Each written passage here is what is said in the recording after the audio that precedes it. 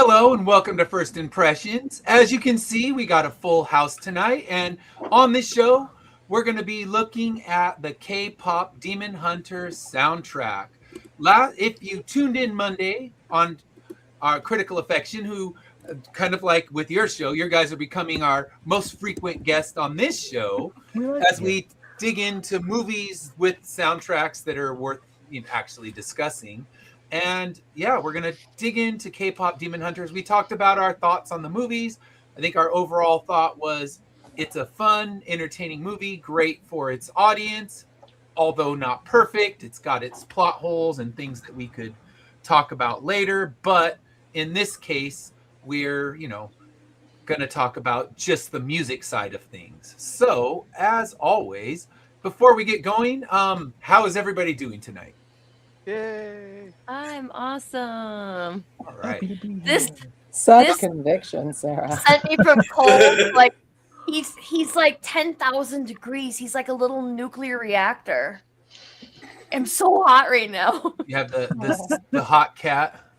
Yes, I was cold, and then he climbed up and like immediately just too hot. That's funny. This is episode 52. Has it been 1 year? Is this 1 year? I think we're over a year because we have some weeks that we haven't done shows. So we're over a year now. I think I have to look back. The first show we covered was The Cure, and that was, I think it was 2024, the very end of 2024. Very end of 2024 is when we kind of got started. We did all of 2025 minus a couple weeks when I was on vacation or Dash was unavailable, but in the end, we are. When was Dash ever unavailable? Oh, I guess when I was unavailable. There have been a true. few rare occasions when I have not been available. Yeah, once or twice, but not often. It's more me if I have a Wednesday night concert that I need to go to, and even once I went to the concert after the show. So I've done that as long as it's a short drive. If it's one of the short drives, I can do it. But yeah. Dedicated, in most cases, exactly I don't. The word. Yes. It's all basically right. your 1 year anniversary. I guess so. Kind of 1 year. The 1 year is 1 year of show. Speakers and comics. Yes. Cool. Yeah.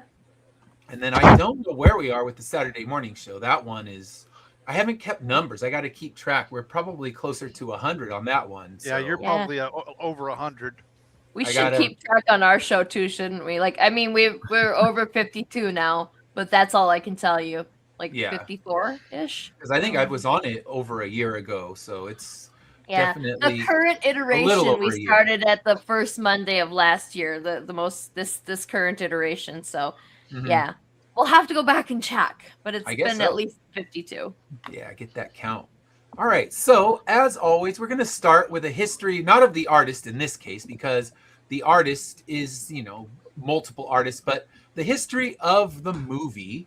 So K-pop Demon Hunters is an original animated musical fantasy produced by Sony Pictures with Netflix, and it was released on June 20th, 2025, directed by Maggie Kang and Chris Applehans, I believe. I'm pronouncing it right. And they created the story as a love letter to K-pop and Korean mythology. So that's why you get the shaman, you get demon lore, and also mixed in with modern K-pop music. So it was released, and upon its release, it became the most watched animated film ever on Netflix with 236 million views. And then it also made big dents in the musical world. So we'll talk about that because I know, Fred, you had a couple questions about the music side of things. So in my research, I have some answers. So we'll go into kind of the history of the soundtrack. So it was released by a group of top K-pop songwriters and producers. And that included, and I don't know any of these ones, but Teddy 24, Lindgren, Jenna Andrews, Ito, Danny Chung, Mark Sonablick, and many others. And they were the ones that put together these songs. So kind of they kind of just got this all-star team of K-pop writers to craft these songs, and I think that's why they work, is you could have used these songs, this group of writers, on any K-pop group and probably dropped big hit songs like they did. And then the actual score was done by Marcelo Zarvos. And if you listen to the full soundtrack, and I bought the album, and if you listen to it on even Spotify, it has one little snippet at the end that's kind of a medley of the orchestration, and it's really actually pretty solid. But I would be curious to hear a full orchestrated soundtrack, which I haven't seen released, but Marcelo Zarvos was the one who composed that score, and you only get like a 3-minute excerpt of it on that. And their goal was to blend authentic K-pop sound that would match the movie's narration and give the Huntrix songs that are believably pop songs. So that was what they were trying to do, is make it so the songs, you could actually imagine them being top pop songs, and boy, did that ever work for them. So the only thing missing was Gangnam Style. Yeah, bring in Psy. They should have written a new song, but Psy needs to recruit them to bring in another hit. Because I don't know, maybe in Korea he has more than one hit, but he's all over Korea. Yeah. In America, he got his one. Although he probably retire off that one 10 times over. Wasn't that like the number one viewed YouTube video for like it was for several years straight? Well, billions of streams. So you figure out if he's getting paid. Maybe it still is. I don't know. If he's even getting paid a penny per stream, that dude is loaded beyond belief. And then let's see. So the soundtrack of the album was released the same day as the movie. They released it day and date with the movie, and it did very well. So it, as we were talking about on the last show, it went platinum, and that's platinum with physical media sales. So there's been 2 versions released, a regular and then a deluxe version. I think the deluxe version is the one that I got that has songs from other singers, not just the ones from the soundtrack. So it has, I think, 4 additional songs, and then a couple of the songs sung by famous K-pop singers, not just the soundtrack singers. And they brought in, for the singing, they brought in popular K-pop singers. So Audrey Nuna does Mira's singing voice, and she is on Artista Records. And it says she has solo single hits, Damn Right and Comic Sans, and I have never heard of either one of those, but we can assume she's big. And Zoe's singing voice is Amy, and I'm probably mispronouncing it. And she's a singer and rapper who's released music and built an audience before this. So Huntrix RX is kind of a mixed amalgamation of big K-pop singers, and then the actors are different. The spoken dialogue is not sung, it's not the same as the singers, kind of like Nightmare Before Christmas. Danny Elfman doesn't actually do all the dialogue work, he just does the song. So something along the same vein, where both the musical groups are not the same as the voice actors. And the soundtrack, I couldn't find full worldwide numbers, but it looks like about 3 million copies have sold worldwide. Around the world, it's not as easy to do the tracking as they do in the US. And it had, at one point, 4 songs simultaneously on the Billboard Hot 100 charts: Golden, Your Idol, Soda Pop, and How It's Done. And Golden it spent many weeks at number 1 on the Billboard Hot 100 charts. And I think Your Idol charted at, its top chart was number 4. Soda Pop hit number 5, and How It's Done just stopped at number 10. And as we also talked about on the last show, when we talked a little bit about the music, Golden just won the Golden Globe for Best Original Song, which means it's at least going to be nominated for the Academy Award. And it was also nominated for 4 Grammy Awards, but didn't win any of them. So It won. It was nominated for 4 awards, or for 4 Grammy Awards for those same 4 songs, but didn't actually win those. So I don't know if that's a precursor. It doesn't have a chance for an EGOT when they bring K-pop Demon Hunters to Broadway. So Boo. I guess they'll never get that EGOT unless, I don't know, the sequel gets them that EGOT. But it did not crack any of the Grammys, although it was nominated for 4. And we're talking Best Song. I mean, it was nominated for the big guns of the Grammys, so Best Original Song and things like that. And reviews were hard to come by, honestly, because it's hard to find just reviews of the soundtrack. There's plenty of reviews of the movie, and then they'll talk about the soundtrack. But the critics that I could find, they gave it 4 and 5-star reviews and said that it was, that this K-pop group should start releasing things in real life because they're that good. Popverse and IndieWire were the only ones I could find that did reviews of the album alone, and they said it's a great K-pop album from start to finish. They praised its sound. They noted Takedown and How It's Done as noteworthy songs, because I think maybe they're like Sarah, sick of hearing Golden because it's definitely played a lot. And then I mean how it's done is probably is the best song on that. Oh yeah, I love that one.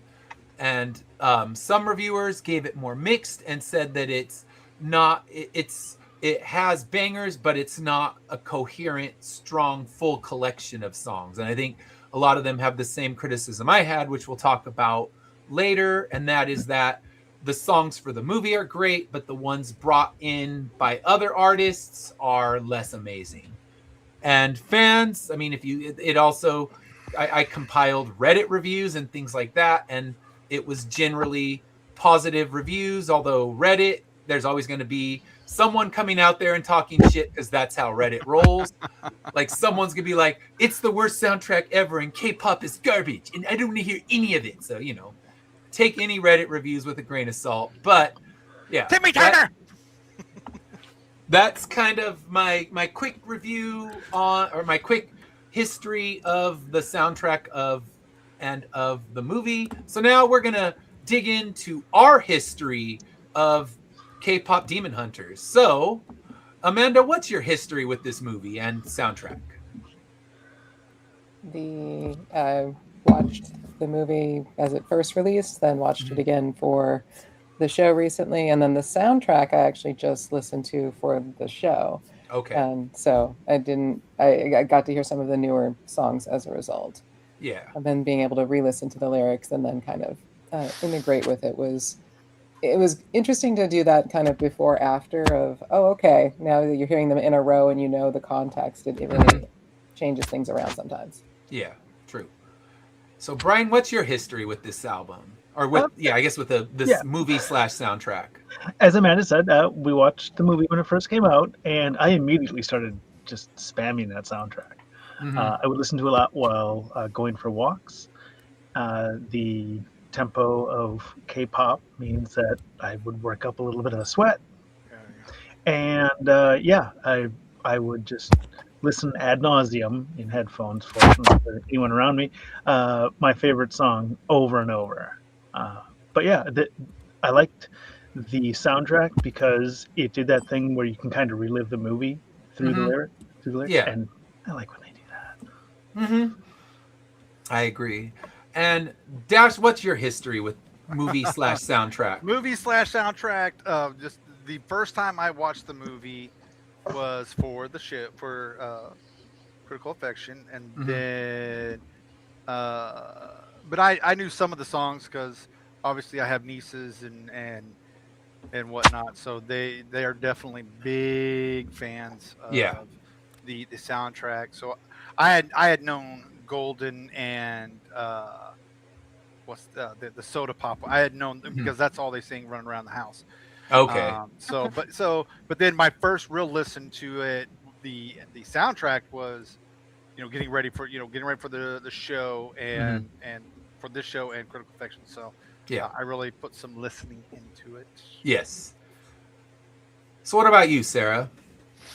Kind of the same as Amanda and Brian. Like we watched it shortly after it came out. Mm-hmm. Liked it. Didn't really think about it at all again until what were we? Oh, we were building a Halloween parade float, and so we had the regular radio on, and then I was like, and it was just playing, and all of a sudden I was like, is that song from that one movie, that cartoon that we watched? And and then I started to hear it, specifically Golden, all the time, to the point where I'm getting quite sick of it. Yeah. And then watched it again the other day for the show on Monday, and then I kind of was half paying attention to listening to the soundtrack, which there's songs on there that aren't on the soundtrack, I think. So I was like, meh, whatever. The extra songs. Yeah.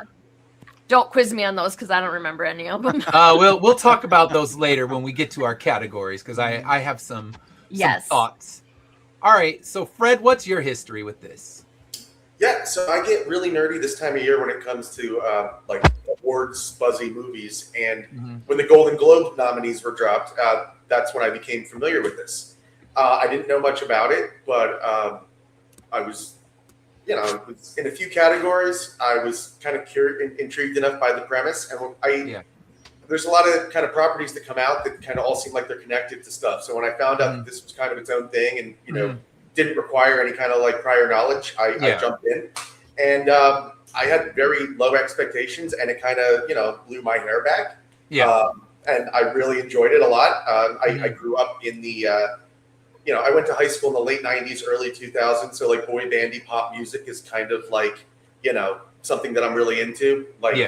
So it really, it hooked me. I watched it again for critical affection. And then I listened to the soundtrack today with lyrics on. So I could be informed, because when Ed gives you criteria, I need to be at least as serious about this as you are. So I'm like, I need to really study the lyrics. Like I can't just, F around and hear what I think I said. I need to know what these people are. And it actually did give me some insight, which I'm actually kind of in looking forward to talking about later, because it went back to some of the stuff that some people talked about Monday that didn't quite register the way it did now. So we'll get there when we get there. But I'm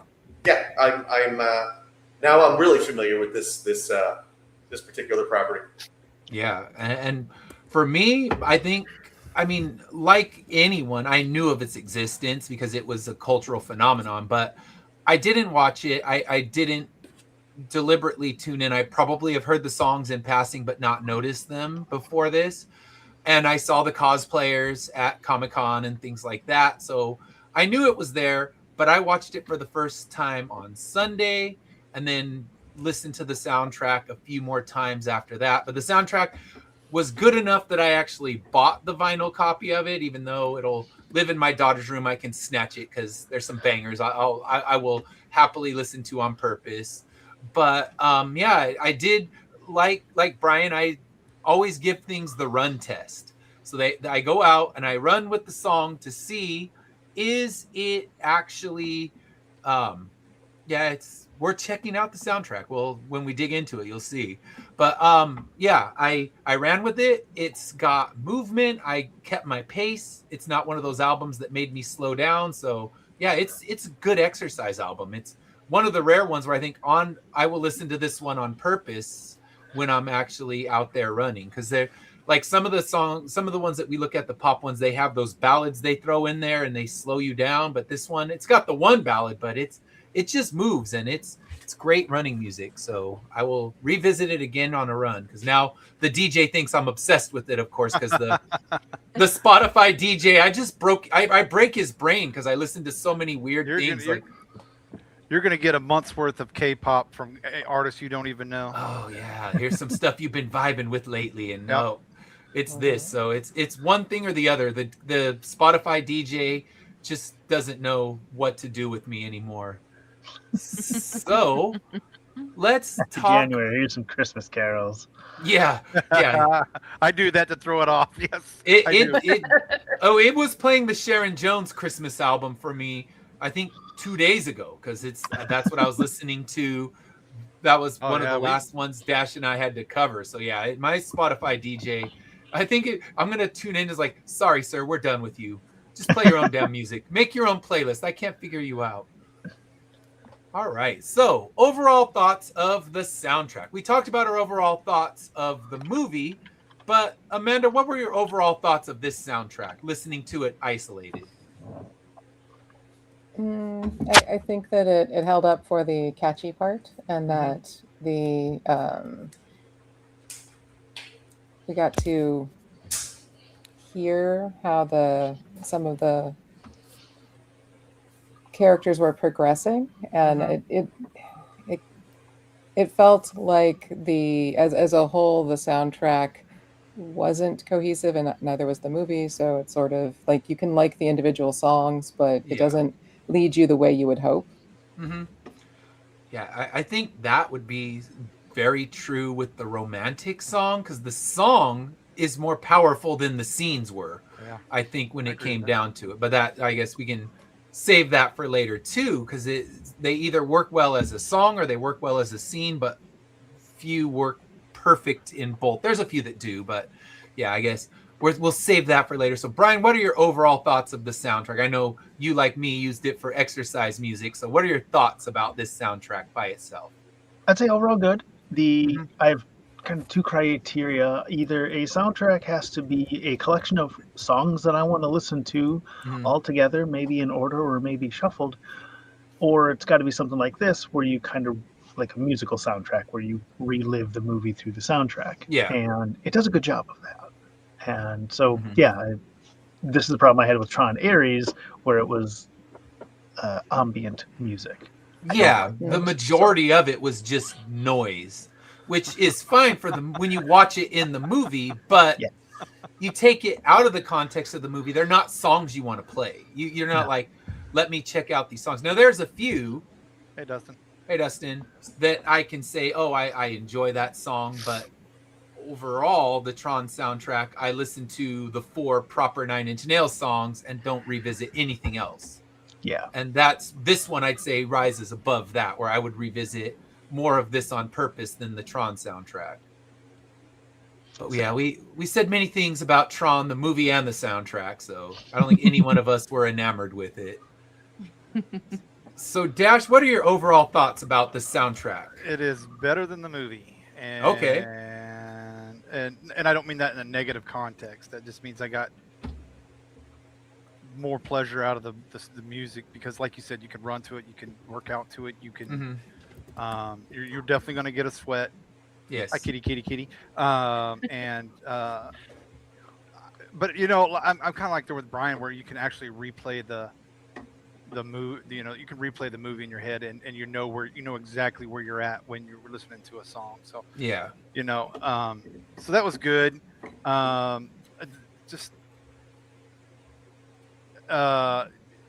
don't care for the end of.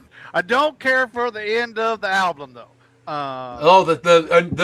The original songs that are not in the movie. And the reason I don't care for them is because I wish they were in the movie. Does that make sense?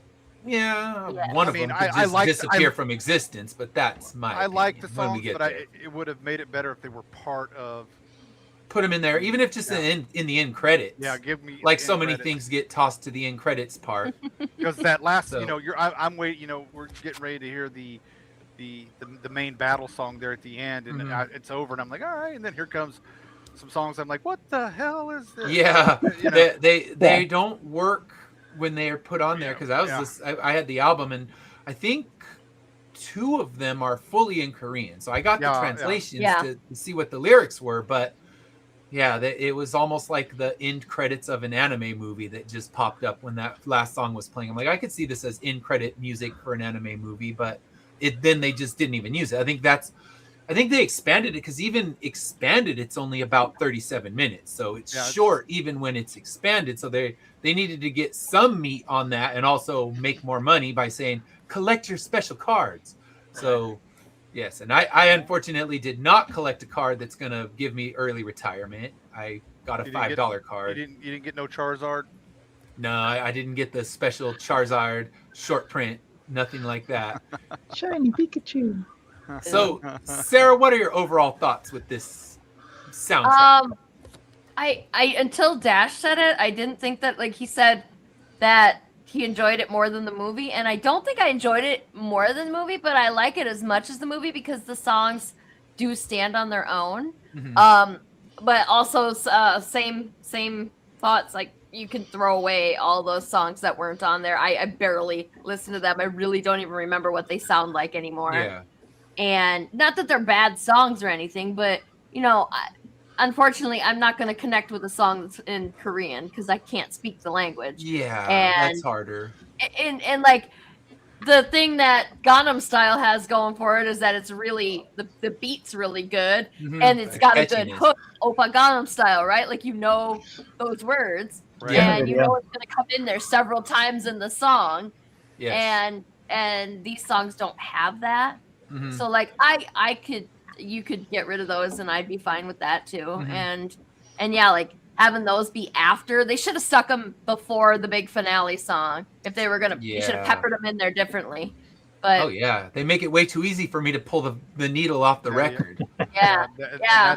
that's exactly Like- why I said there at the end. It was weird to. yeah, it should have been in That's the middle. where it And like belongs, maybe it was in there. Maybe they were in the like as a background music that they added lyrics to for the soundtrack. I don't know. Yeah, I couldn't I tell wasn't you. paying that close attention. I didn't. Yeah, I've only seen the movie once, and I wasn't watching it carefully enough to know were those songs playing in a radio in the background in some specific scene.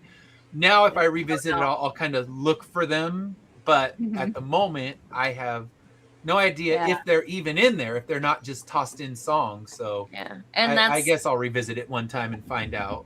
yeah, that's that. Like that being all that being said, like the songs that are okay, the songs that are actually part of the movie, very fun to listen to even without the movie. So Yes. Yeah. am getting so tired of Golden. I'm gonna keep saying that.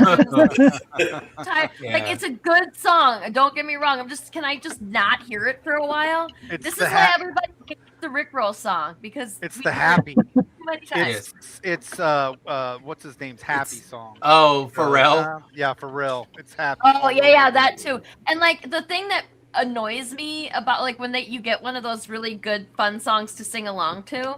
Mhm. I like singing along to music, and this one has that stupid high note Mm. in there. There's you know, it's in like you can't sing those and not sound like you're a screaming banshee. You know, like you Yeah, can't. you got to have sound some like- pipes to pull that off. Yeah, like Just you. sing it in a key you can hit and own it. It's fine. Yeah, and like I'm in my car when I'm singing that. I don't care. Well, I'm you know, not. no like, one's not judging you in your performing for car. an audience of me. I'm just doing it because I like doing it, not because Just I'm belt it out. Test trying your to, vocal you know, range. get Exactly. paid or anything. But like at the same time, I like to sing songs that are fun to sing, and that one's fun to sing right up until that part. Then you Which- just hum. Mhm. Yeah. Or do the mumble the lyrics like, Well, oh, I don't know I this lyric." mostly just do it. Yeah. Now I'm shining like I. just go with that. The So- lip sync, do it. Yeah, just like that's that's- what I do for the whole thing. I know it's gonna come out screechy, so I'm just gonna screech on purpose. That's what I do. Go for it. Karaoke Screech it it up. and have lean fun. into it. Yep.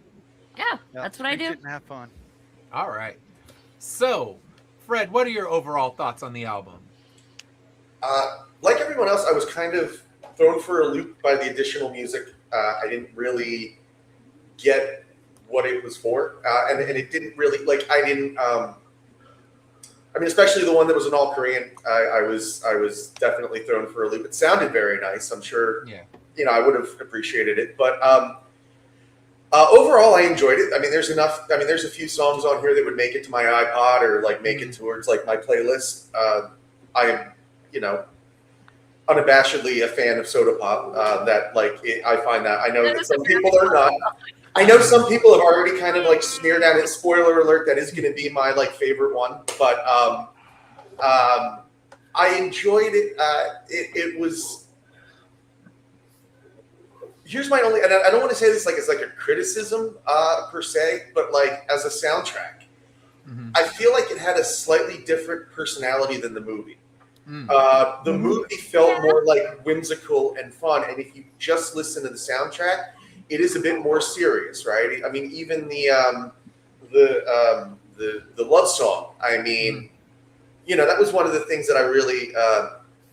Let me show all my notes early here, but when we were talking about this on Critical Affection Dash, I remember you mentioned about how you like the thing, but you wouldn't show it to your daughter necessarily, right, or something like that, or your kids. And I remember being like, why? I wondered, like, I didn't see anything. I mean, again, I'm not a parent. I don't plan on having kids. I didn't see anything especially dark to me. But when I was going back and I was like listening to the soundtrack, and you were, I heard the lyrics of that, like that back and forth between the girl and the guy. I felt like I could see how that would be like too mature for like a young girl to grasp. I mean, in that song, like the lyrics are almost about like her identifying herself through finding acceptance through him and vice versa. And it's like, that's kind of a heavy subversive message to be throwing on a younger person. So like in examining the lyrics, I understood your point a lot better that I didn't get while just watching the movie. So there's a disconnect from like silly, like abs popping eyeballs to like the soundtrack. There were and I don't want people to. There's just questions I'm not ready to answer yet. Mm-hmm. Does that make sense? Yeah, totally. Yeah. The lyrics. I mean, yes, that's what I'm saying. It makes perfect sense to me now. I'm like, that's not a good message to be sending to adults, rather, even like, let alone young people. Yeah. Yep. But I mean, I would. If it had come down a little bit, I probably would have showed I mean, I don't have any problem with the animation showing them or the things like that. It was just there's some questions that I'm not ready to answer because they're still, 8 and 7. I mean, in about a year or two, I'm ready to answer the questions. But. There you go. Yeah, we get like 5th grade age. That's about the time you could do that one. And I know the 5th graders at my school are all obsessed with that because one of our teachers cosplayed as one of the K-pop demon hunters, and they were all excited seeing her and knew exactly who she was. And at that point, I still only knew it based on the imagery of it. So I had no idea what she was going for, but I'm like, I have no idea what you're doing, but it looks like you did a good job. So congrats. All right. Yeah, but my overall thought was different personality. Like, yeah, I'd say so. I didn't even think about it like that, but it makes sense. And for me, I just thought it was an effective movie soundtrack. And I just think about how Disney soundtracks have been pretty weak lately. So it's kind of a call to them, like, step up your game, Disney. If you want another Let It Go on your hands and not another Wish, or Moana 2, then get back in the game, hire good people like these. What they did for this movie was just hire a who's who of K-pop songwriters and producers. And Disney hired Lin-Manuel Miranda and then didn't hire him for a sequel. It's kind of, don't do that, or else we'll never be able to say a musical sequel that's as good as or even on the same level as the original.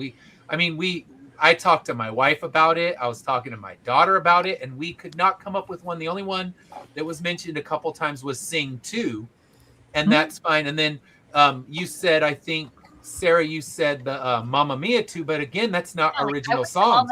Those are ABBA songs. It's fine, I guess, but I wouldn't call Mamma Mia. Even the first one, I'm like, it's okay. Yeah. I'm standing by Grease 2. I'm standing by Grease. Oh man, you can have it. I can't agree or disagree with Grease 2 because I'm not sure I've ever seen it. I must have, but it was so long ago. I don't remember anything about it, so I'll have to watch it again before I can agree with you. Cool Rider is the greatest song ever. I don't care what anybody says. Okay. I think I'm with Sarah, though. I think I've seen it once in my life, didn't enjoy it, and never thought about it again. Blocked it out of your memory. It's like Jaws 2. I don't think about Jaws 2. I know it exists, but I don't watch it. I don't think about Jaws 3 or Jaws 4. Jaws 1 and Jaws 2 is fine. Jaws 3, I'll be honest, I saw it in 3D, and it was beautiful, and there weren't a lot of 3D movies when I was a kid. So when you could see Jaws one... 3 take place on a bus or a cruise ship? Jaws 3, how would it take place on a bus? Crossover.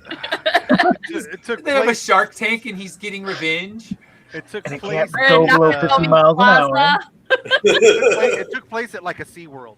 Yeah. Yes. I remember only the 3D things where they're like poking the spear at you, and there's their arm that's in 3D, and I couldn't tell you one thing that happened in the movie, just the 3D gimmick effects that they put in, because that's when no movies were released in 3D. You still had the blue and red glasses Red to specs, see a yeah. 3D movie, Yeah. and everything was gimmick. Like that Friday the 13th Part 3, it was pure gimmick, and I loved it because I was young enough to be sucked in by it. Now it's, you know, then 3D got oversaturated and killed, and that's the Avatar effect of everything. But we can talk about Avatar on your show another time.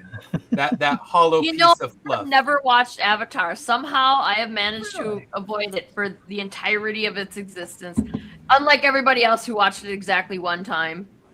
And Yeah, I don't think that's- anyone now watches James it Cameron over gets and over to make again. it whatever the hell he wants because of that. I was It- excited to watch Titanic. 3 in 3D last week, and then I was going to watch 2 to get prepared. I made it 45 minutes into part 2, and I was like, I'm going to save my $30 and Yeah. just not do it. Those Oh Fair no. enough, fair are a enough. slog to get through. They're really It is, and Oh. the thing is, the 3D is mind blowing. It is just beautiful on a bunch of different levels. But I'll save it for the Disney ride and have the beauty be in a little 3-minute ride, because all you get with the Avatar movies is just beautiful nothingness. And I'm not, like you said, you're gonna pay $30, and how many times those fucking blue guys are saying bro? It's like, come on, James Cameron. What the fuck is your problem? Bro, You're, bro, bro. bro. We, Bro, my bro, bro. my daughters, we were doing a bro count at the theater, and Yeah. it was like 87. It's Oh my absurd. God. Like, That is bro, too many. bro, many. bro. I'm ready for them This to is- start saying bruh. This is the most recent movie? This is the newest movie? That No, there's it was a lot part of bros? two. No, part Part two. two Okay. is the bro movie. Part I've three. never seen part one. I gotta watch part Part one. 3, the first sequence, you get the bros coming again, like, I've missed you, bro. It's like, oh man, we're doing it again. And I think it was like 37 bros in this one. And then their common line is go, go, go. And I think there were like 17 go, go, goes. So if you watch it and do a bro count, you can be amused in different ways. Bro count. Count the bros. If you play a bro drinking game, you will die of alcohol poisoning, guaranteed. But Thanks for you the can warning. be amused by how bad the writing is, and it's just here's another 3.5 hours of shiny nothingness, but damn, it's beautiful. Speaking of writing and James Cameron, did anybody hear? Apparently, he's come out and he's like claimed credit for one of Catherine Bigelow's scripts. I think it was Point Break. Point Break. Really? Was it Point Break? I believe it was. Let me. Yeah, He says he wrote it completely and gave it to her to do. This is from the guy that's like upset Claim Harlan credit for Ellison Point got Break, married. though. What? I don't know if I claim credit for Point Break. I mean, Yeah, come on, that's not a masterpiece. yeah, it's like it's not that good. Like, The original, not the new one. The original one. With Yeah, like, Robin. Yeah, but still, I it's haven't not seen it's that not a one. masterpiece of writing. Oh. It works Yeah, I for what don't it think- is. High Maybe I high haven't seen concept fluff. Yeah, he's claiming he has got no writing credits or compensation for writing the original script of Point Break. Wow, that motherfucker just made $1 billion. He is I don't want to rolling hear in his golden whining voice. cocaine money. He does not need credit for that. All right, you just Yeah. made $1 billion again, you whining piece of shit. How Shut did up. that go? How And did that people go? are what? I said, how did that go? Say it again. What? Oh, golden cocaine money? Yeah. Yeah. Yeah, so none of us are yeah, on no, James he- Cameron's side. Nobody even wants to go see those Avatar movies anymore. You guys just spelled it out clear as day. You're going because you feel a compulsion to do so, not because you actually want to watch the movie. Oh, there's Because mind it's there's fitting. mind control in it. There has That's to what I'm be. telling you, man. Yeah. That's I'm They, telling. they released a it's a trailer like conspiracy. they need a James South Park Cameron, episode about this. We're watching you. We're gonna get that Oz train. We're gonna go steal that, and then we're gonna come Yeah. and like survey. And like, he- James Cameron's gonna take credit for Yeah. Immortal Era next. He's like, I wrote it. It was mine. It's like, damn it, probably- James Cameron. He probably will, Ed. Just Yeah.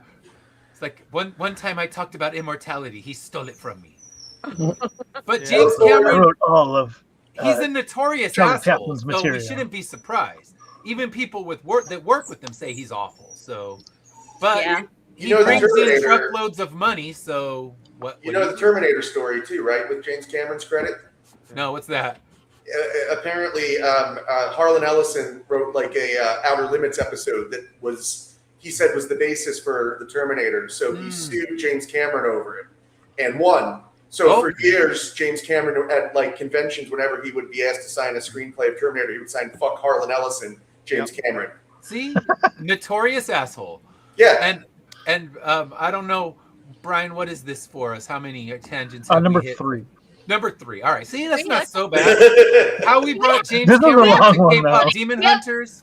We I have don't know. quality in our segues. We don't have quantity. We have quality. I don't know, Sometimes we have three both. went on for a long time. Six degrees. It 6 started with degrees Point of Break. yeah. Do you even remember talking about Point Break? 6 degrees of Somewhere. James Cameron. in this There you episode. go. All right. Let's Just gonna move to the change next that to James category. Cameron. So, what are your favorite songs? I guess we'll just do one song each because we're gonna overlap. It's inevitable. There's not enough songs to not have it. So, Amanda, what's one of your favorites from this one? Probably the What It Sounds Like, because it's the song that lets them like really belt it out. It actually, the lyrics are actually hitting what the point of the movie was supposed to be with several of the other songs. Like Golden is Yes. meant to be the What It Sounds Like. And so we actually finally get to that song. So we're finally getting there and hitting it. So Yes. it hits for both aspects. I would agree. I think musically and lyrically, it's the high point of the movie. And I guess it's supposed to be because it's that big wow moment at the end of the movie when they come back together because it's, the hero's journey and now they've come back together and the song just works. I'm surprised it didn't chart higher. And it's not just that like they're coming back together. It's also that it's the first time we're seeing the actual like girl power that's based on who they really are coming together. Yeah. So we're getting that acceptance helping lift each other up, which is great. Yes. Just like the Equestria Girls did in their movie. So, and I talked to my daughter, and she's like, "Oh my God, Dad! Everyone in my school talks about that. That it's just stealing the Equestria Girls movie." I'm thinking, okay, at least I'm not alone. But I guess like parents, I had to watch that one so many times, and now you can watch it and compare. But I even found memes that were like K-pop Equestria Girl Demon Hunters, and yeah, the people meme the heck out of it. So I'm not alone. All right. So, what's one of your favorites in this one, Brian? Same. What It Sounds Like. Okay. I love the way it all comes together. It's got enough tonal changes to keep it very interesting, and it goes hard. Yes, agreed. Yeah, I'm on you with. I agree with both of you on this one. So, Dash, what about you? You're correct. How it's done. I just like that. It's the battle. It's one of the battle songs, and it's fun. It's upbeat. It gets you going. It's one of I think to me that's the best song on the album because it really shows all the attitude. Mm-hmm. Yeah, I guess that's your character introduction song in the movie. So that brings us here's the characters in their perfect flawless form before all the shit hits the fan as it does in movie because it needs to. It can't just be they're besties, they move on. I don't remember. Did the Equestria Girls have any conflict? I can't remember. They started off in conflict. I mean, I hear. Yes. They're still into it. We can't talk them down just yet. Yes. All right. So, Sarah, what's one of your favorite songs? And we know it's not Golden, so. No, I like Golden, I do, but What It Sounds Like is the stronger song. The lyrics are more meaningful. Like Amanda said, it's the girl power song. Yes. And I think that the lyrics resonate more, especially like this movie's been geared to like teenage girls, and those lyrics resonate to young teenagers / young adults who are trying to figure out who they are. So it kind of it should resonate more with them, and it resonates with everybody who's had some sort of identity crisis, minor or major. And it's more fun to sing in the car. Yes, you don't have to worry about the crazy note. Exactly. Yeah, because you have the I like that it's kind of the girl power themes. It's embracing your imperfections, and I love the musical connection to Golden. How it gives I'm sure there's a proper musical word for it, but it has it throws in those little hints to that song. So yeah, I'm agreeing with you on that one. And what about you, Fred? What's one of your favorites on this one? So I agree with you guys that what it sounds like is the best song, right? The lyrics match. The characters and the themes the best, right? Like especially that one line about like the broken glass or whatever. It reminds me of the what's the Japanese concept, right? Of when like they break something and they paint it with like gold so that it comes back. Yeah. Yeah, it's kind of.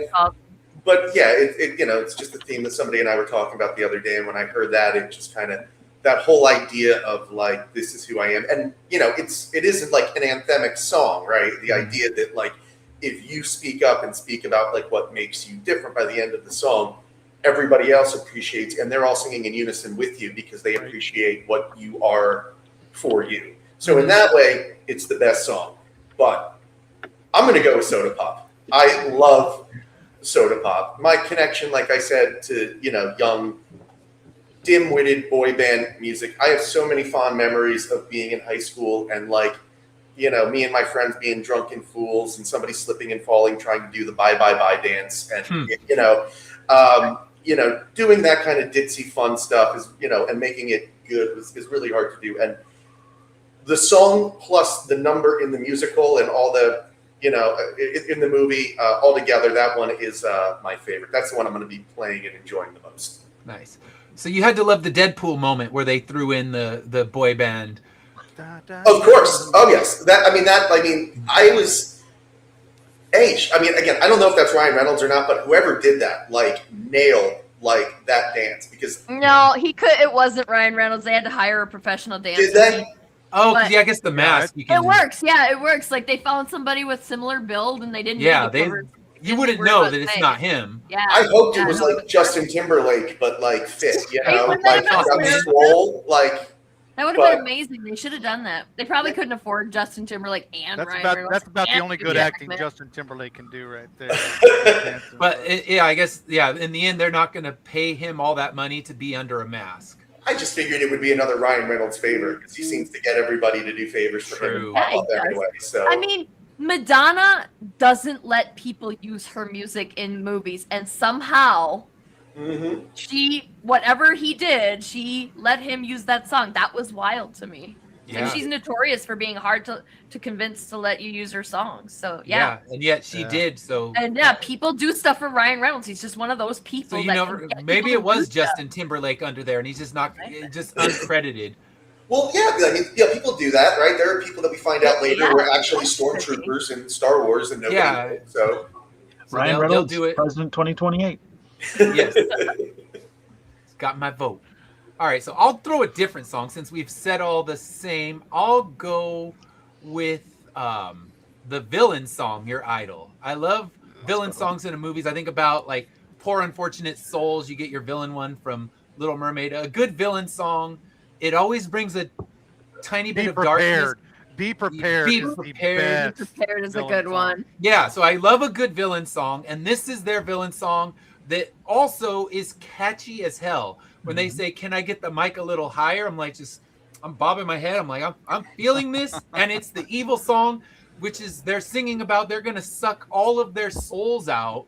It's a pure villain song, but the poppiness of it is undeniable. So I'm going with that one because a good villain song always hits when it's done right, and when it's done poorly, you don't even remember it. So this is one of those villain songs that does its job and it's strong. And I mean, I agree. My favorite was definitely What It Sounds Like, but I'm gonna go with a different one because we've spoke plenty about What It Sounds Like and why that song is a banger and should have got higher chart than Golden, but for some reason the American public disagrees with us. So does anyone else want to mention another song before we move to our next category? I love that nobody picked Golden.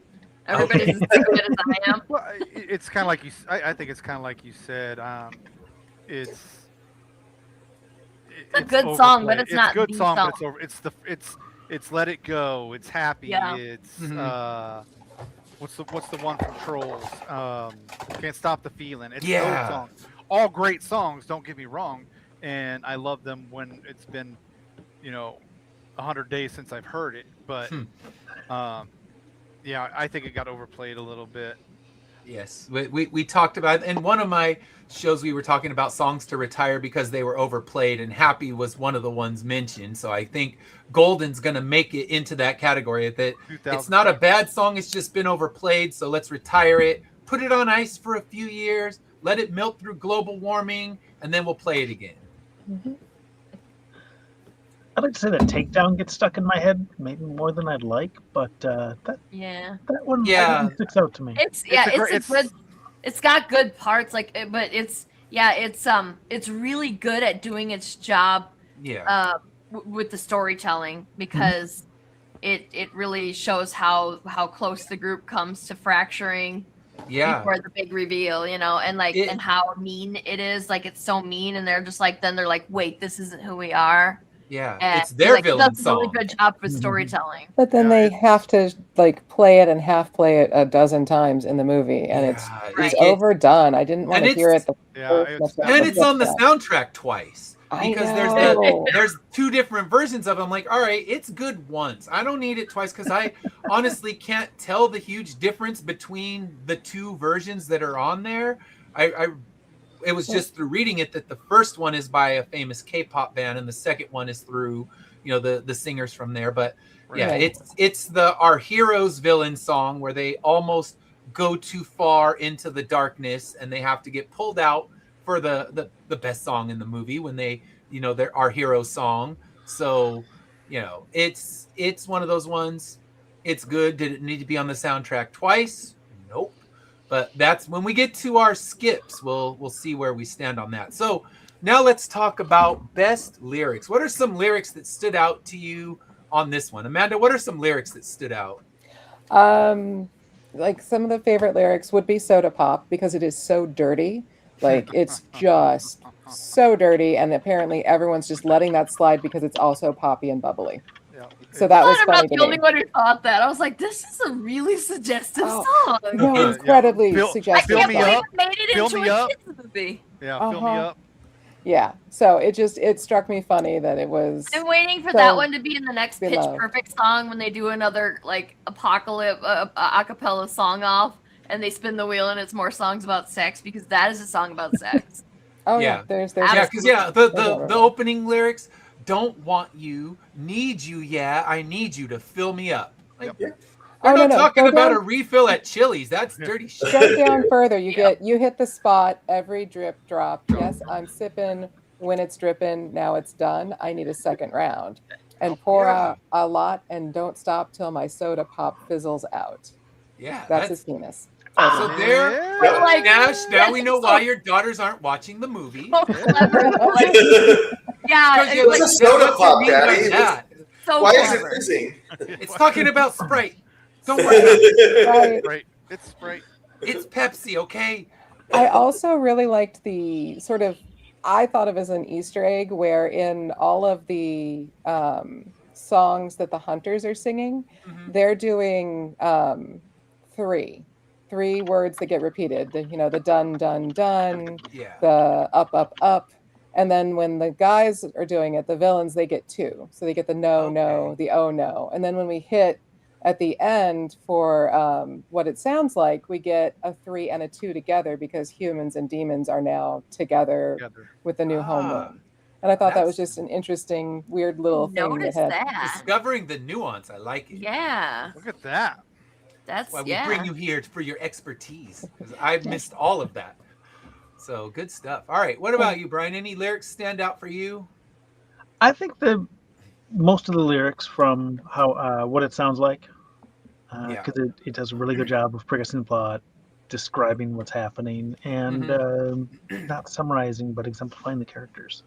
Yes, I agree. I have some lyrics from that one too. If they're not taken by the time we get to me. Dash is like, they're gone, sir. They're gone. All right. So, Dash, what about you? What lyrics stood out? I broke into a million pieces and I can't go back. But now I'm seeing all the beauty in the broken. Just like you brought up, Fred. It's the meaning into that, and even in the girl power. She's got to deal with. Not only herself but her friend. she finally kind of saw what it would happen when her friends saw the way she was, and she had, you know, it's the classic hero's tale. You've got to hit that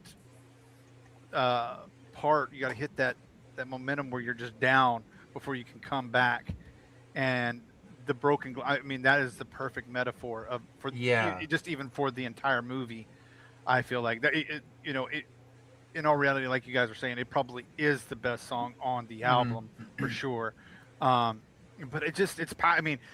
that's, you're just watching it, watching it on the movie, and she's saying those words, and then now you're just listening to the album by itself, and you can just see her emotion in those words still. Even, it's probably good that I can kind of see the movie first and then do it. But yeah, you can feel the emotion, and it punches it out of the park. And I love that song for that reason.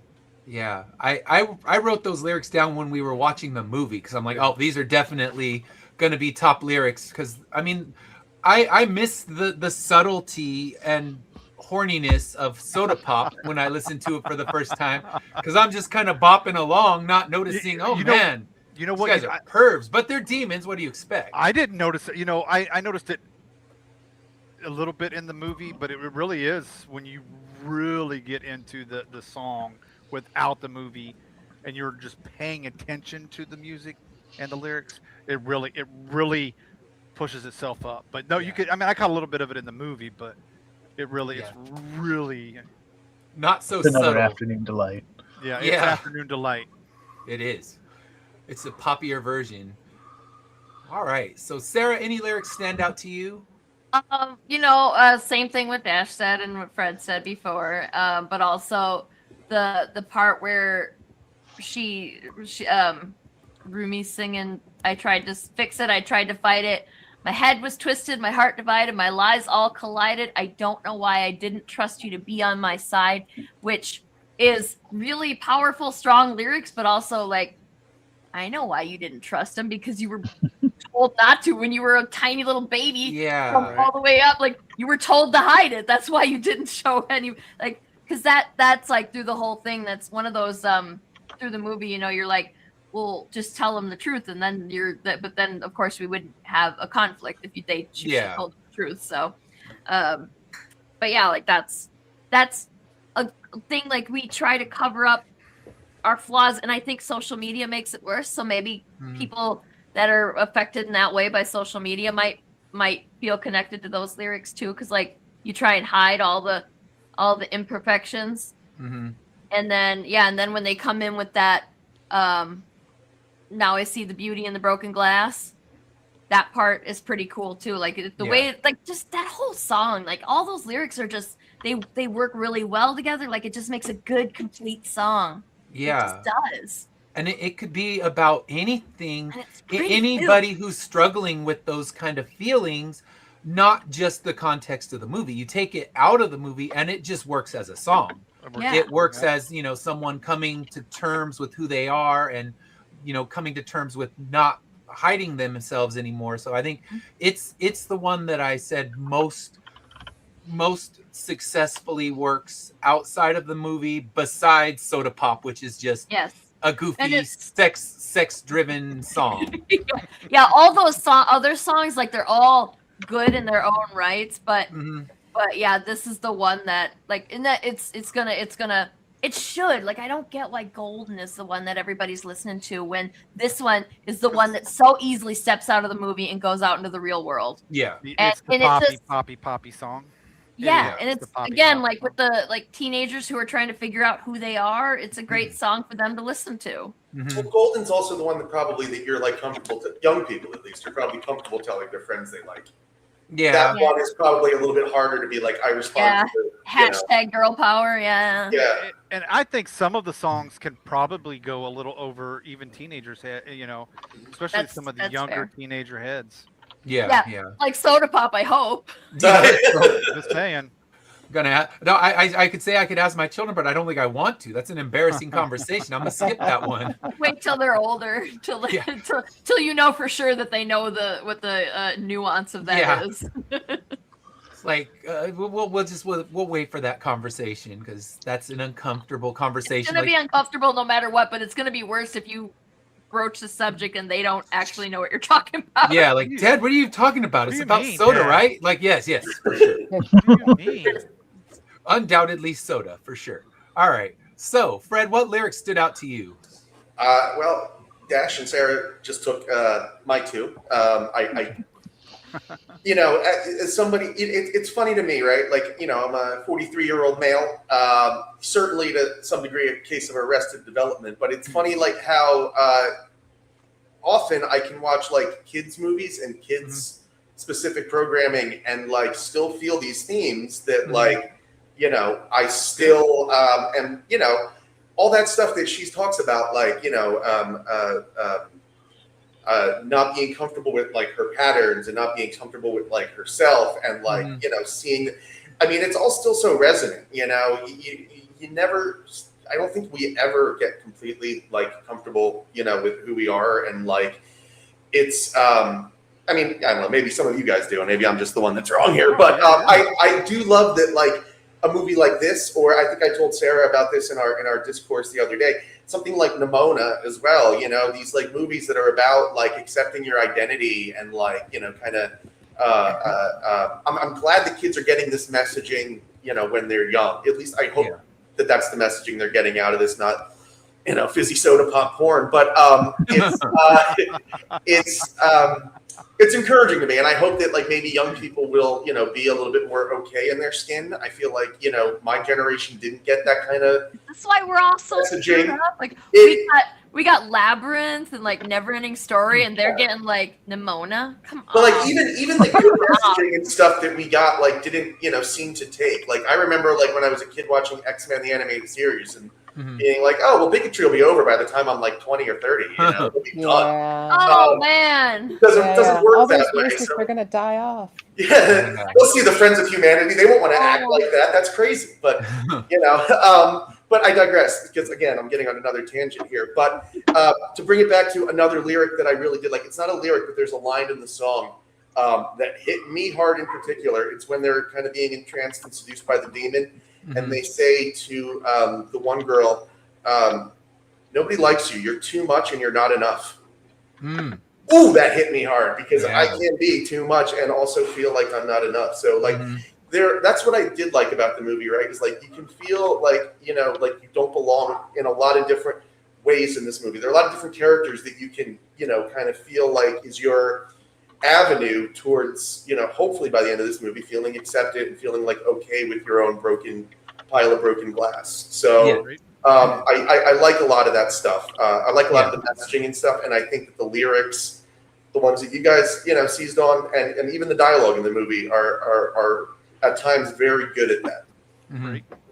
Yeah, I had the last part of that one. The scars are a part of me, darkness and harmony. I mean, it's a great song, and when you look at it in bigger context, it can really hit hard when you talk about people that have done cutting and things like that. It can shake you a little bit the way those lyrics hit. So it was well done, but it's strong. And I think besides the horny lyrics of Soda Pop, it's the ones that really resonate. I thought the lyrics in Free were pretty good too, as far as a love song for a really underdeveloped love story.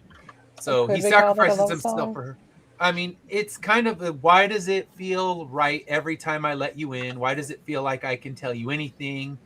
So yeah, I mean, it's kind of the love song. Yeah, but it's also here. Let me bare my soul to you right away and trauma dump, and now we're in Let's love. form a trauma That's bond. not how that works. Like that's what it was here. Let's form a trauma bond right now. Yeah, that's trauma bonding.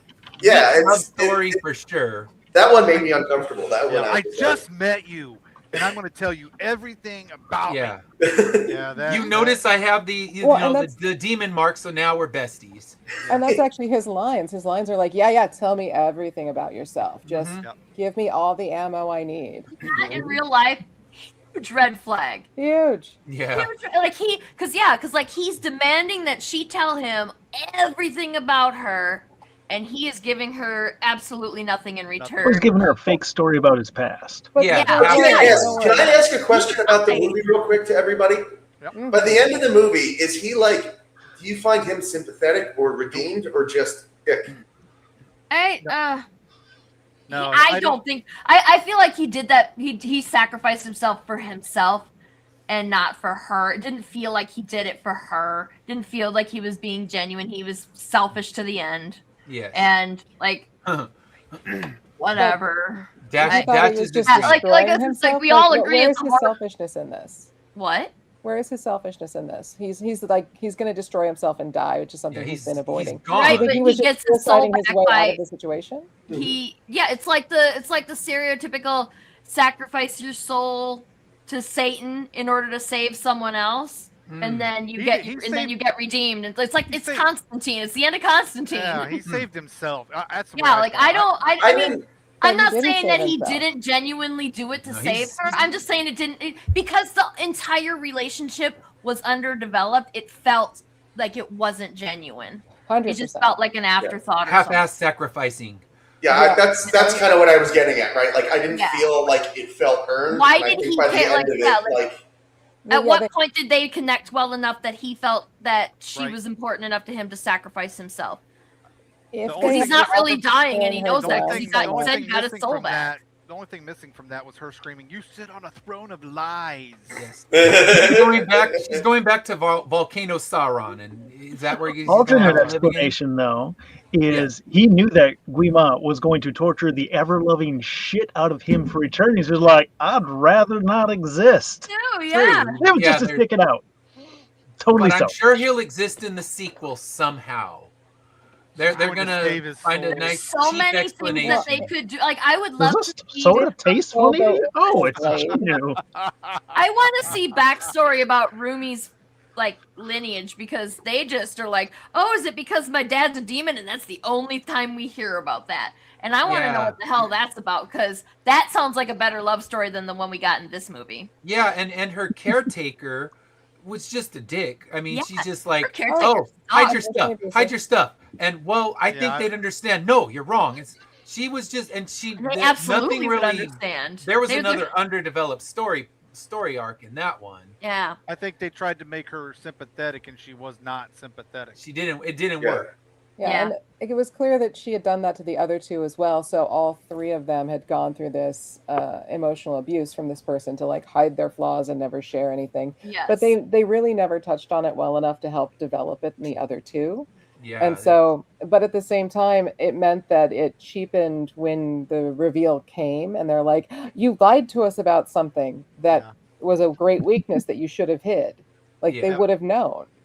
But Mhm. instead, they went into the big breakup and then the way too quick reconciliation without any acknowledgement that they even said, "Oh, the demons drove us apart." No, her lying to you. Yeah. Lying, dude. Yeah, It your was shitty the years of parents lying. figure did, yeah. Yeah, that was. She kind of definitely- set him up for failure in that way. Like it was, she didn't kind of do it. She totally did. Like, Yeah. and it's crazy that she didn't know from a million miles away that would happen. You can't get three people together to be on a team and then be like, and not more than a team. Like they were a family together, right? And like, Yeah. you can't do that and then be like, and now this really important secret that defines a part, like that's part of who you are. It's not just like oh, I secretly shamefully like some like circus peanuts or some shit like that. Like it's a big deal and they're saying and she's saying no, you got to keep that secret.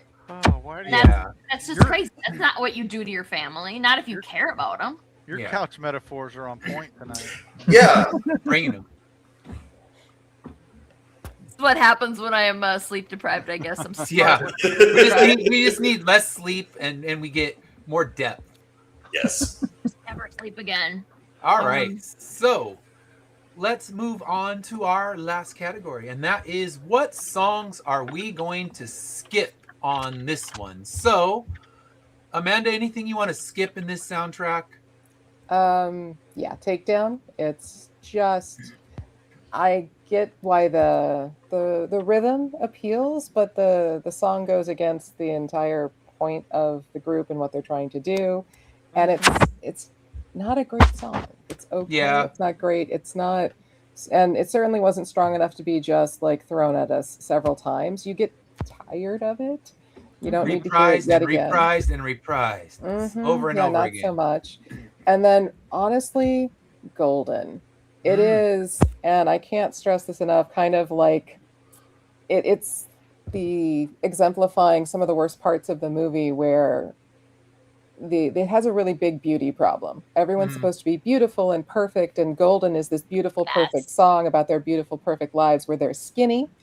And even though this is a big movie about accepting who you are and all of these things, they made a whole big point, even at the end, when she went and confronted her adoptive mother, she was hideous. But then they cleaned her up and she was pretty again for her acceptance song. If she'd really been the half demon that she was when she was with her mother singing about getting that acceptance, sure. But nope, the whole movie is just all about kind of adhering to a certain amount of K-pop beauty standards that are unrealistic, and but claiming that there's empowerment there that isn't. And Golden is just like that thin veneer over all of that ugliness. Yep. Yeah, and there's a lot of dangerous practices in the K-pop industry, like that starving the not just the girls, the boys and the girls, keeping them at these unhealthy body weights where it's a documented thing that these K-pop singers go through hell so that they can be presented in that perfect form. So the fact that the movie should address that head on and show the negative aspects of it. Not okay, you're all good now. So instead they went the other way and tried to show them having autonomy, like being able to release their own single, like the manager would have allowed that. Or eating all that food, carb loading, going against the like very much the norm there, and not talking about any of the plastic surgeries that they would have had. By that point for sure. All right, so you're skipping that one, Brian. You skipping anything on this one? Probably strategy. Just they didn't land for me. Kind of felt out of place, and just it's not great, so it's not worth listening to. And there's plenty of other good songs on there. Yeah, it's a Takedown. Yep. All right, so Dash, what about you? You skipping anything on this? Oh yeah. Which one is getting skipped? Soda Pop. Oh. Strategy. Soda Pop, Strategy, and sorry, Ed, your idol. Those are my three. That's my villain song. I'm not skipping. I'm not skipping Soda Pop. If my daughters are. Yeah, my daughters are in the room. I'm skip not them if they're in the room. Yeah, because they're in the room. I'm skipping. Horny Soda Pop and then Taylor Swift's Redwood both can be skipped. Yes, that's going to be the combination of. It's like Horny Soda or Horny Trees. Both can be skipped. Also skip Bubbly by Colby Calais. Yeah, throw it in there. Yeah, I mean that's a good one. Add it to our skip list. All right. So Sarah, you skipping anything on this one? Oh yeah, I'm absolutely skipping Golden. I'm fucking sick of that song. We know it. Yes.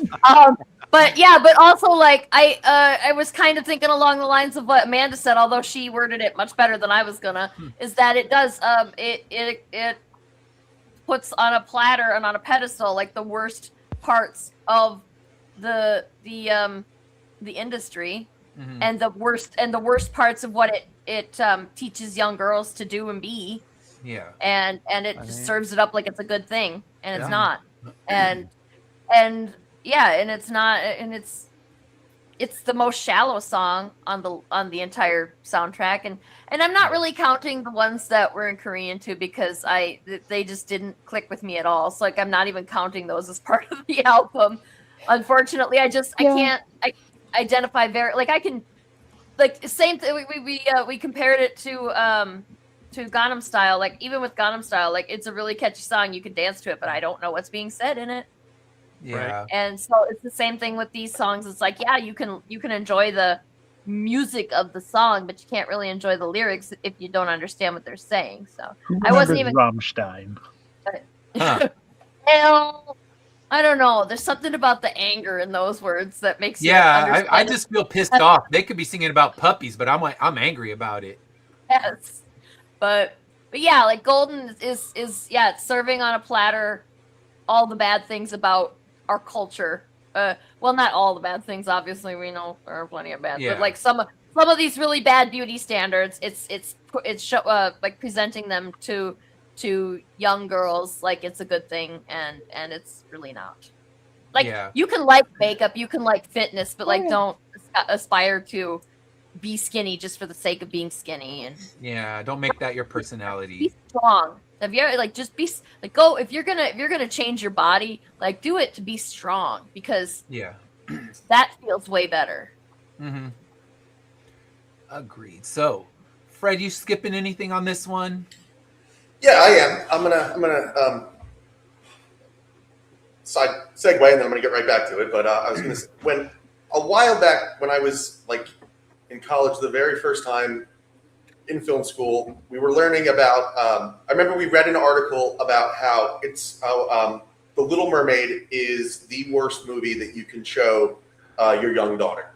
And I remember being kind of like taken aback by that. You know, I was 18 years old. I figured you show them a Tarantino movie, like The Gimp has got to be worse. But they make the point that like it's about, you know, the unrealistic body images, the size of her waist, the coke in a bikini, the eyes a third of her head, and of course the theme that, you know, what in order to get the guy, she gives up what makes her special, right? On top of other things. There's a lot more to it than that, right? But we could do a whole show just on that movie. Whole show.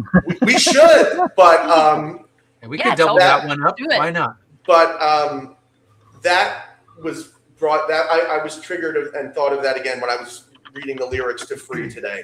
And again, when I put that together with what Dash said, it's, you know, my most recent job, I worked at a movie theater, and like on the weekends, you see a lot of young kids and young, you know, couples and stuff like that. And I you know, when you talk, you know, you can't imagine what these kids are like bonding over, you know, like, you know, what are like 13, like, I don't remember what I would have dated. I didn't date until like later, and like, I don't remember what these kids would be bonding over and stuff like that. If you were to show them this, they would be finding, you know, suitors over the wrong stuff, you know, like that's a very seedy messaging, you know, the lyrics of it. It's like we talked about, like, tell me your problems, or do you understand? Like, it's all that stuff that, like, I mean, even, you know, when you watch true crime stuff, this is how people fall into like online traps and stuff. And like, this is the language that like predators use. And for like a romance, like, you know, like what was supposed to be the romance song. Secretly a murder story? It's openly a murder story. They went around murdering these demons, then found out they might be redeemable, and then kept murdering all the Saga boys. They straight up murdered them. Yeah. Even though they knew they might be redeemable. Oh, you're exactly my type. Oh, well, dead. Yeah. That's my favorite, was the abs, like, sliced into like perfect abs. But it's just the messaging of that song is kind of like, it has an it factor when you look at the lyrics, and you remember that number in particular. It's a very dark. They're up in like you know, up in like the kind of hovering above the world where nobody's around. It's just a really icky number and song if you think about it. And this is coming from somebody that didn't even realize how filthy Soda Pop was. So if I got that, I think that's not something I would show young people. Did having that pointed out to you make you like the song more or less? Less. Oh. Wait, which? Oh no! Oh, Soda Pop. Oh, I thought you meant Free. Yeah. Oh, Soda Pop. Oh, even more. Even more. Yeah, that makes it a better It's song. also horny? Hell yeah. Yeah, I mean, Soda Jams. A horny song? That's a way better song than I thought it was. aren't all Yeah, great no, I pop agree. songs, like we talked about Madonna earlier, like a Virgin was like the #1 hit, and like all the young girls were like, parents didn't freak out. Like, I would have freaked the F out if I had a kid. My grandma broke that record when my aunt tried to buy it, so some parents freaked out. Good. My grandma like just snapped it, so yeah, there were some parents who weren't cool with that song. Throw it in the bin with Little Mermaid and all the other filth. Yeah. Filth, flarn, filth. All right. So, me, I made it easier with my skips. I'm getting rid of Love Maybe and Path. Love Maybe, I did look up the lyrics in English. They're very weak and kind of just, there's nothing to them. It's a very shallow, basic love song. It's, your actions excite me. I toss and turn. There have been many late nights. So he's horny, of course. And anyone can see that this is love. If we're together all day, we'll get bored. But if I turn around, it's all you. I guess it's love, maybe. So there's the lyrics to the Love Maybe song. It wasn't in the movie. Throw it out. And then the last song, not the instrumental one. The instrumental one's fine. Good. That one is fine. But Path, it's like a bad Everly Brothers song. I wouldn't like it in English, Spanish, whatever. It's garbage. Let it go. So Let it go. those are my two, which means if the album is playing, I can pull the needle off right when it gets done with the last song, knowing that the rest of it is the fluff, and they make it easy. Because normally skipping on vinyl, Dash and I talk about, we got to really hate something to take the effort to skip it on an album. But this one's too darn easy. I mean, it's like, all right, the instrumental one's fine, but I don't care enough about it to let it keep playing or to do a double skip and end up wrecking my needle. So yeah, those two are gone just because they don't lend anything to it. And when you in Korean, you don't understand it at all, but then you read the translation and it is very weak. All right, well, we made it through in not the slowest amount of time. So with only 7 detours. yeah, hey, you know what? Amazing. That's not bad. So I guess we go to our final one. Are we going to keep this or return it to the used bin? So what are you doing, Amanda? You keeping it or putting it in the used bin? Probably put it in the used bin.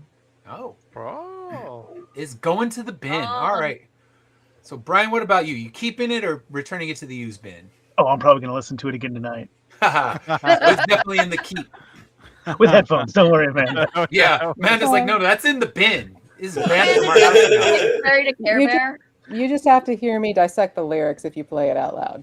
Oh no! All right, so headphones it is. Headphones it is. All right, what about you, Dash? Keeping, returning to the used bin? No, I'm keeping it. It's good enough for me to play around and listen to. Yeah. What about you, Sarah?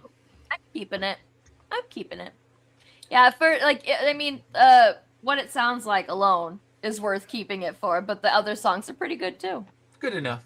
Besides Golden, that one you'll skip. You'll do the vinyl skip. Can You'll I skip the just effort. get like a 5-year break from that one, and then maybe when I come back to it, I won't just be so damn sick of it, and I'll be able to appreciate it again. First time I heard it, I loved it. Then it played, and you're done. And see, I've only heard it now about 4 times with the listening I did for the show. So I'm not in the burnout mode yet. I'm sure talk to me in 6 weeks. I'll be like, oh my gosh, you're right. It is everywhere. No more. Like I heard it at the gas station yesterday. So now I will join you. But so far, I'm not there yet. So what about you, Fred? Keeping Returning it. to the used bin. Keeping it. And so am I. I'm going to keep this one. Actually, my daughter's going to keep it, but I'll grab it from her room once in a while when I want to play it. Or I'll just sit in her room and we can play the good songs together. And yeah, I will be keeping this one. So now we go into our next week. Next week, Dash and I will be covering God's Gonna Give You $1 Million by Shallow Water with almost an hour-long interview with their bass player, Tristan. We pre-recorded the interview. It was great. And this is one of 2 bands we have coming up on the show. We have Tristan from Shallow Water, and then we have the lead singer of the band Goon, both coming into the studio. The lead singer of Goon will be joining us live, so he's coming directly on the show. So you can, if you have questions about him or the album, you can ask them. But yeah, we're getting some more band involvement on this, which is always exciting. And next week, Shallow Water, which was one of my top 5 albums of the year, and we'll have him in studio talking about the album. We already know it was a good interview. He gave us a lot of depth about things that I haven't read in any other interviews that they've done. So yeah, definitely tune in. And yeah, Tune Thank in. you. It's so good. thank you so much for tuning in today. And we will see you next week talking with Shallow Water. Hi, guys. Bye.